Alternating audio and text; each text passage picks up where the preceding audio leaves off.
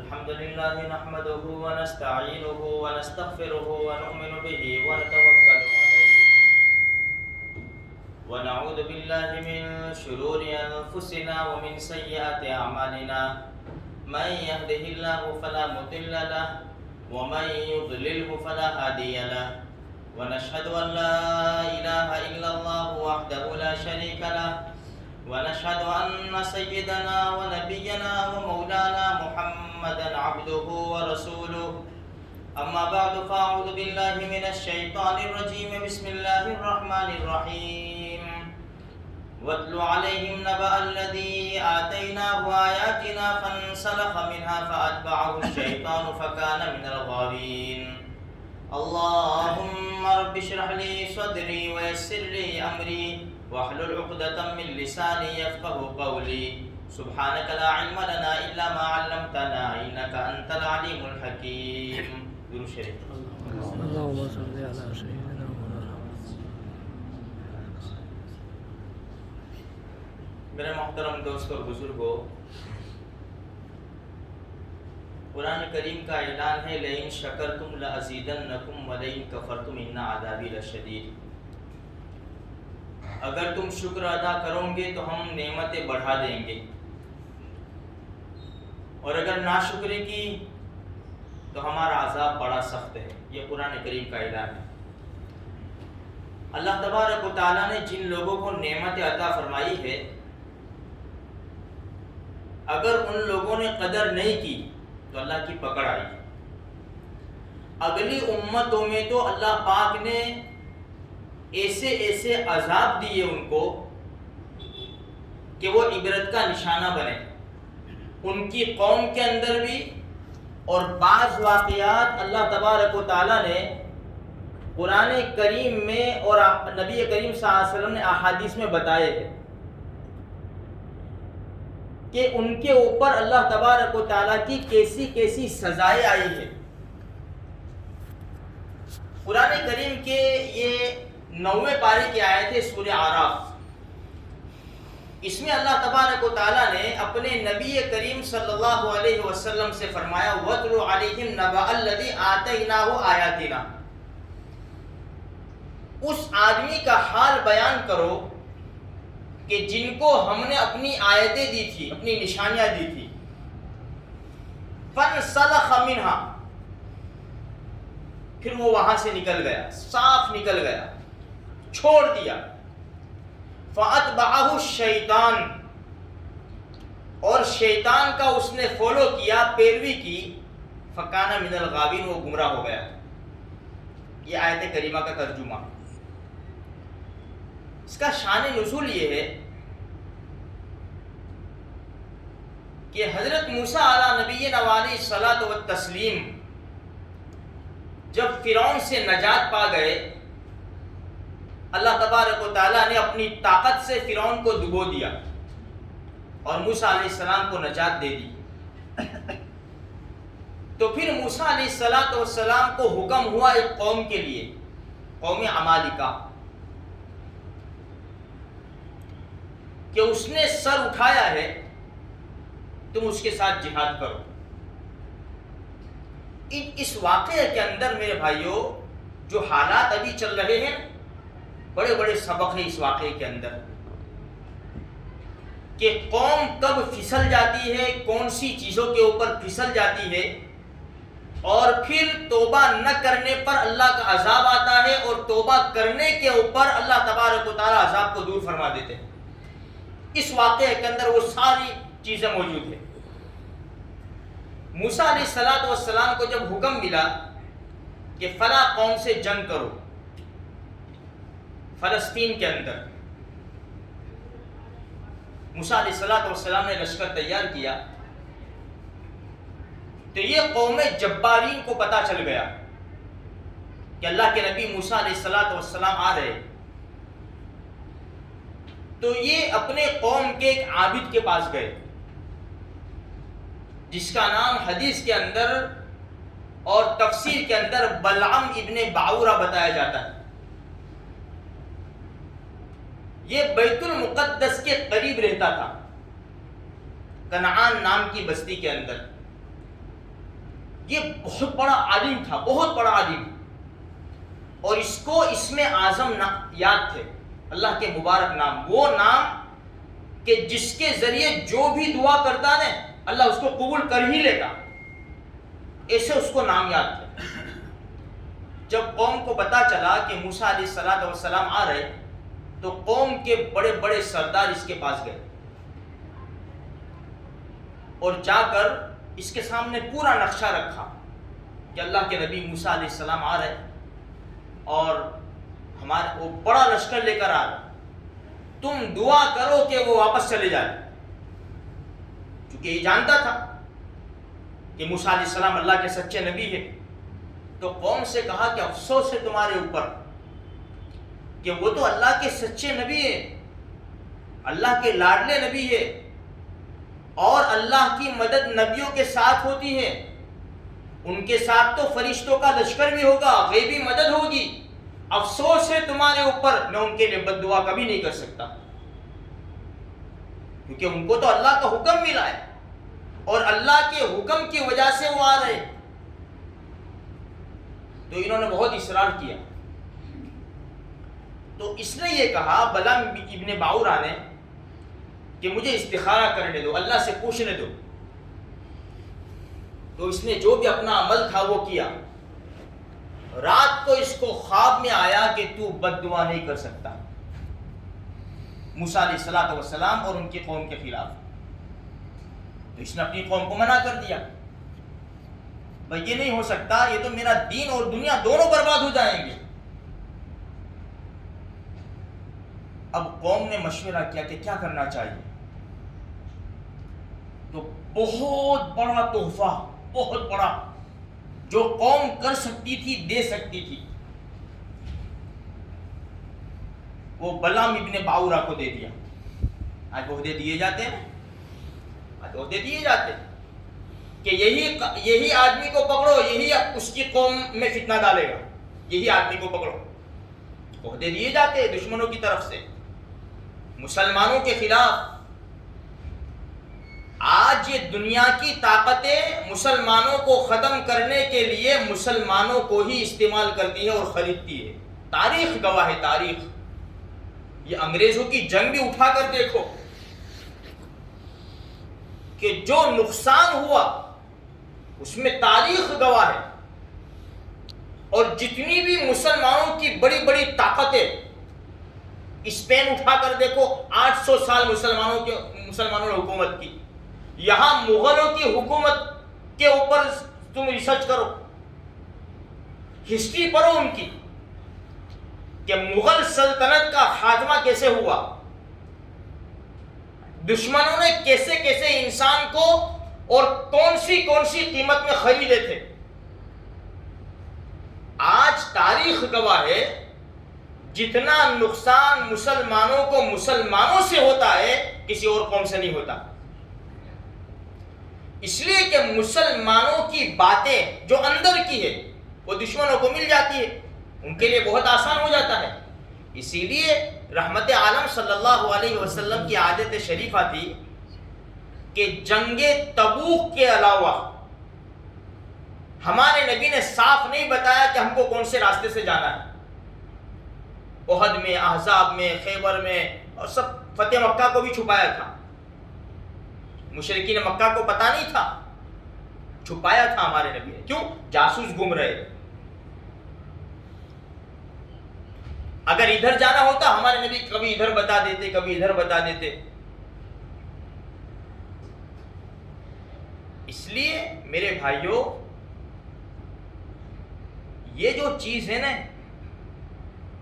بڑی خطرناک چیز ہے، دین بھی برباد کرتی ہے، دنیا بھی برباد کرتی ہے، جو اس واقعے کے اندر۔ تو آج بھی مسلمانوں کو بڑے بڑے عہدے دیے جاتے ہیں کہ اس کو عہدے سے نوازو، یہ اپنا ہو جائے گا، اس کی قوم کا نہیں ہوگا، یہ اس کے نبی کا بھی نہیں ہوگا، یہ خدا کے دربار کا بھی نہیں ہوگا، یہ اللہ کے قرآن کا بھی نہیں ہوگا، ان کی شریعت کا بھی نہیں ہوگا، یہ اپنا ہوگا۔ بلعام ابن باورا کو بہت بڑا عہدہ، یعنی بہت بڑا تحفہ پیش کیا، اور ایک روایت میں یہ ہے کہ اس کی بیوی نے کہا بلم ابن باورا کو کہ رشوت لے لے اور ان کا کام کر دے. یہ دونوں قول ہے. اب اس نے تحفہ قبول کر لیا, رشوت قبول کر لی. اب اس کے بعد قوم کا اصرار بڑھا, کیونکہ نمک کھا لیا. اب قوم کا اصرار بڑھا کہ کچھ بھی کرو, دعا کرو, تم کچھ بھی کرو. اس نے دعا کے لیے ہاتھ اٹھا دیا. عالم دین, چھوٹا موٹا نہیں, بہت بڑا عالم جو اس میں اعظم جانتا تھا,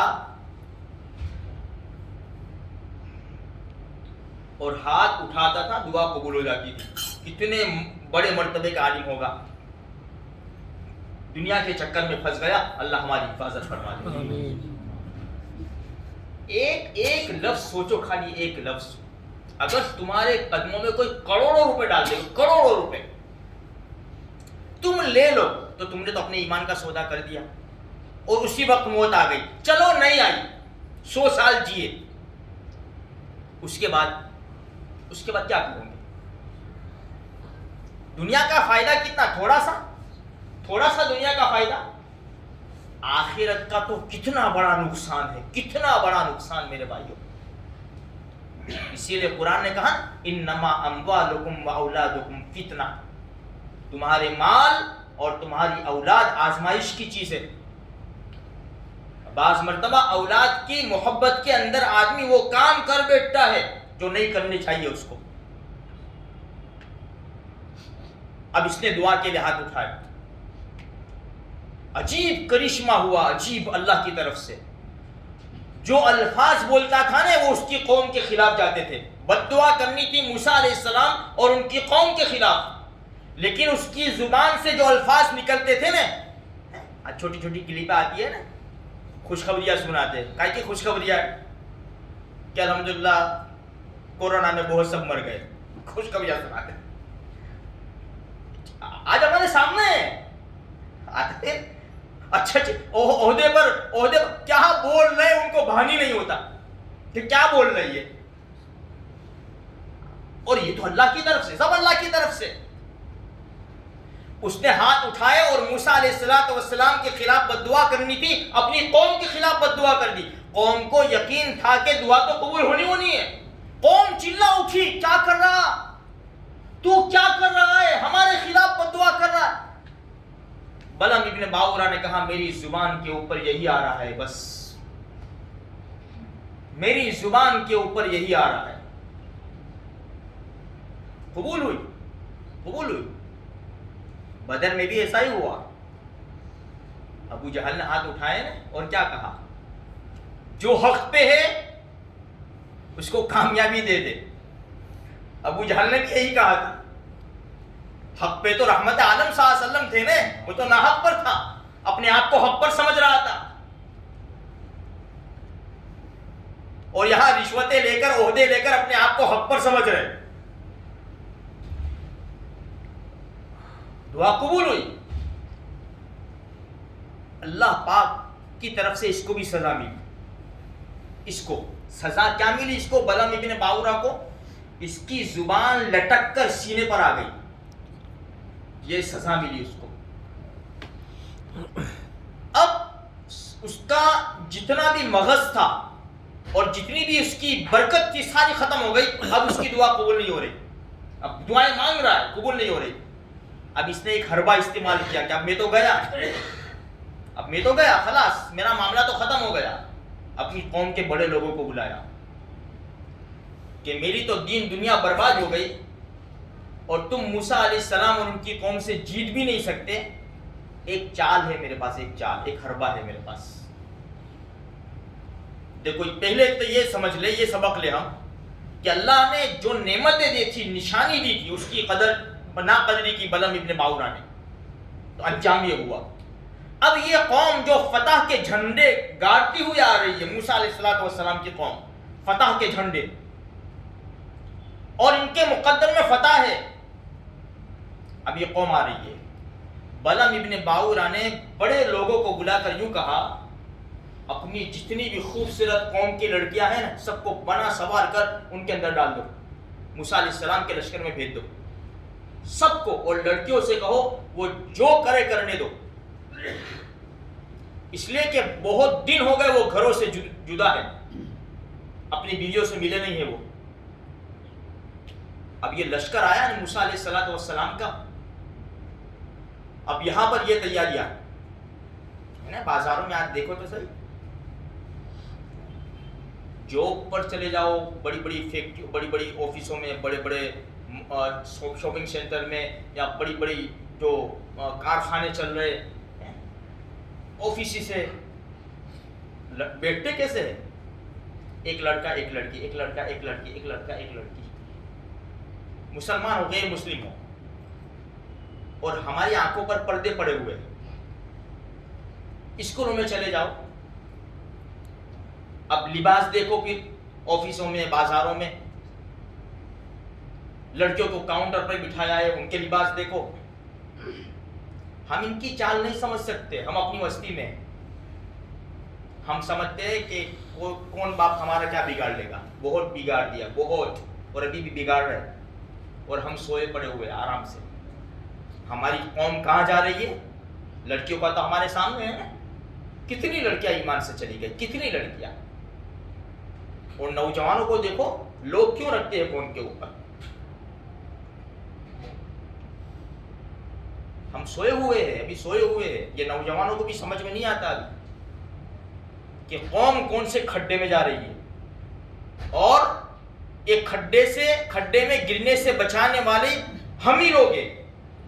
اللہ پاک نے نوجوانوں کو وہ صلاحیت دی ہے, اگر یہ نوجوان اپنی صلاحیتیں دوسری جگہ لگا دیں گے یہ قوم کا بیڑا غرق ہو جائے گا. اور آج ہماری آنکھوں کے سامنے ہماری جو لڑکیوں کے حالات ہیں. اللہ سے دعا کرے بس اللہ پاک ہمیں صحیح سمجھ عطا فرماوے, اور جو قوم کی لڑکیاں چلی گئی ان کو واپس اللہ پاک لے آوے. حالات بڑے سنگین ہیں میرے بھائیوں, بڑے سنگین. جب یہ آئے نا تو لڑکیاں چھوڑ دی, سب لڑکیاں مل گئی. موسیٰ علیہ السلام کے لشکر کے اندر ایک بہت بڑا کمانڈر تھا, شمعون ابن یعقوب. سب کی نظر تو پڑی, اس کی بھی نظر پڑی. ایک لڑکی بڑی پسند آ گئی اس کو, سیدھا اس کا ہاتھ پکڑ کر موسیٰ علیہ السلام کے پاس, میرے لیے حلال نہیں ہے. کہا کہ تیرے لیے بھی نہیں ہے اور میرے لیے بھی نہیں ہے. تو اس نے کہا کہ جیسا تم کو سمجھنا ہو, قوم کا بڑا ہے, کمانڈر ہے, اور نبی سے بات کر رہا ہے. کیسی نشہ تھا نا, نشہ تھا اس کو, عہدے کا نشہ تھا. مال و دولت کا نشہ ہوتا ہے, علم کا بھی نشہ ہوتا ہے, یہ بھی سن لو, میں اپنے آپ کو بھی نہیں چھوڑتا, اللہ حفاظت فرما دے. طاقت کا نشہ ہوتا ہے, مال و دولت کا نشہ ہوتا ہے, رنگ روپ کا نشہ ہوتا ہے, اولاد کا نشہ ہوتا ہے, کرسیوں کا نشہ ہوتا ہے. نشے ہے یہ نشے ہے, بڑے خطرناک نشے. جو دارو کا نشہ ہوتا ہے نا وہ سمجھ میں نہیں آتا, اس کو گرتا پڑتا ہے. اور یہ جو نشے ہیں نا وہ انسان کو اٹھاتے ہیں, سینہ تان کر انسان چلتا ہے. نشہ تھا, نبی سے ایسی بات کر رہا ہے. آج ہوتے ہیں نا علماء سے ایسی بات کر رہے ہیں. بڑا میسج, بہت اچھا آیا, بہت اچھا میسج آیا. 2-1 دن میں کسی عالم کا انٹرویو لیا اور اس سے کہا کہ قیامت کی نشانیاں بیان کرو, تو ہنس پڑے وہ عالم امام صاحب. کہا کہ کیوں؟ کہ سب سے بڑی نشانی یہ ہے کہ جاہل میرا انٹرویو لے رہا ہے. سب سے بڑی نشانی یہ ہے, حکومت کر رہا ہے, حکومت. دیکھو میرے بھائی ایک بات کہوں, جتنے بھی علماء ہیں نا, ایرے ریرے مت سمجھو ان کو, ان کے سامنے سب ہے, وہ بولتے نہیں ہیں, وہ بولتے نہیں ہیں, باقی سب بھانے ان کو. تم ان کی پیٹھ کے پیچھے کیا کر رہے ہو, ان کے خلاف کیا کر رہے ہو, سب معلوم ہے, وہ بولتے نہیں ہیں. ان کے سامنے بدر بھی ہے, احد بھی ہے, احزاب بھی ہے, خیبر بھی ہے, فتح مکہ بھی ہے, ہجرت بھی ہے, صلح حدیبیہ بھی ہے, اللہ کے رسول کے اخلاق بھی ہے, اللہ کے رسول کی معاشرت بھی ہے, اللہ کے رسول کے نکاح بھی ہے, اللہ کے رسول کے سب ہے, پورا نقشہ ہے. نبی کے سامنے تم کو جیسا سمجھنا ہو ایسا سمجھو, ہاتھ پکڑ کے سیدھا ٹینٹ کے اندر اور بد فعلی کی، اس سے برا کام کیا. یہ تو فتح کے جھنڈے گاڑتے ہوئے آ رہے تھے نا، برا کام کیا. بس اللہ پاک نے آفت نازل کی. آفت، یہ جو آفت چل رہی ہے، پلیگ ہو یا جو بھی، ایک دن کے اندر ہم تو 8-10 جنازے دیکھ کے گھبرا جاتے ہیں نا. آج تو 20 آدمی مر گئے، آج تو 100 آدمی بڑودا کے اندر مر گئے. حالانکہ گناہ کتنے ہوتے، کتنے گناہ ہوتے. یہ حالات کے اندر بھی لوگ ناچ رہے، لوگوں نے ناچنا چھوڑا نہیں ہے. یہ حالات کے اندر بھی رات کو 2 بجے سو کر صبح 9-10 بجے اٹھ رہے، فجر کی نماز چھوڑ رہے. اس حالات کے اندر بھی، اس حالات کے اندر بھی بدنگاہی ہو رہی ہے. کانوں سے گانے سنے جا رہے، حرام کا کھا رہے، پڑوسی کو ستا رہے، لڑکے ماں باپ کے سامنے بول رہے، سب ہو رہا ہے. اور جنازے اٹھتے ہم کہتے ہیں کہ 20 آدمی مر گئے بڑودا کے اندر. جب اس نے یہ کام کیا نا، ایک دن کے اندر 70,000 اسرائیلی مر گئے. 70,000 ایک دن کے اندر، ایک دن کے اندر. یہ اللہ کا عذاب آیا. نبی کی بات کو ٹھکرانا کوئی آسان نہیں ہے. یہ تو رحمت عالم صلی اللہ علیہ وسلم کی دعا سے ہم بچے ہوئے میرے بھائیوں. ہمارے نبی کی دعا آڑے آ رہی ہے تو ہم بچے ہوئے، ورنہ ہمارا خاتمہ کب سے بھی ہو جائے. اللہ کے رسول کی قدر کرو، عزت کرو میرے بھائی، ان کی بات مانو، ورنہ آنکھیں اندھی ہو جاتی، کان بہرے ہو جاتے، آسمان سے پتھر برس جاتے، یہ سونامی کی شکل میں بہہ جاتے. ایسے ہمارے گناہ ہیں، تنہائیوں کے اندر بھی ہمارے ایسے گناہ ہیں، اور ہمارے ایسے اخلاق، ہمارے ایسے سلوک، اور ہمارے ایسا تجارت اور دھوکے ہیں. ایسے ایسے گناہ کے اندر مبتلا ہوئے ہم، اور پیشانی کے اوپر بل نہیں آتا. ہمارے 70,000 آدمی مر گئے.